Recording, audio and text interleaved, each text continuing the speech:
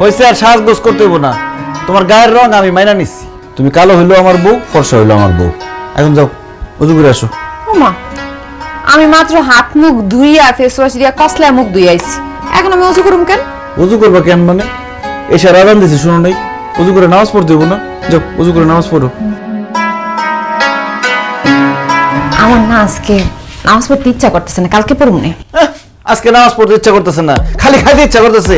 খাওয়ার সময় তার কও না যে আজকে খাইতে ইচ্ছা করতেছে না, কালকে খাবো না। তাছাড়া তুমি যে আজকে রাতে বাঁচবা তার কোনো গ্যারান্টি আছে? আল্লাহ না করো আজকে রাতে তুমি মরে গেলা, তাহলে তো বেনামাজি হিসেবে মরবা। সেই জন্য এখন এই মুহূর্তে নামাজ পড়বা। যাও, উজু করে নামাজ পড়ো। নামাজ কেমনে পড়বো?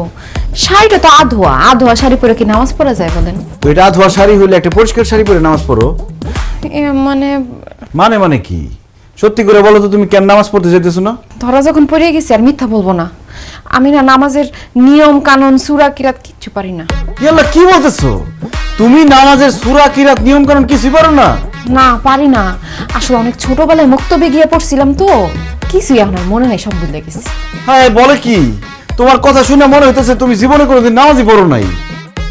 এই ভালো কথা, তুমি না আমার টেলিফোনে বলছো তুমি কোরআন তেলাওয়াত করতে পারো। ও, বলছিলাম? তাইলে মিথ্যা কথা বলছি। ওরে সিটার বাটপার মিথ্যুক, আমার সাথে এত বড় মিথ্যা কথা বলছো? তোমার নাম বকুল না হয়ে ভণ্ড হওয়া দরকার ছিল। তুমি আমারে বলছো যে তুমি কোরআন তেলাওয়াত করতে পারো, কিন্তু তুমি সূরা কিরাত নামাজের নিয়ম কানুন কিছুই পারো না। তুমি আমার মিথ্যা কথা বলছো না? আমি তোমার উচিত শিক্ষা দেবো, দেখো।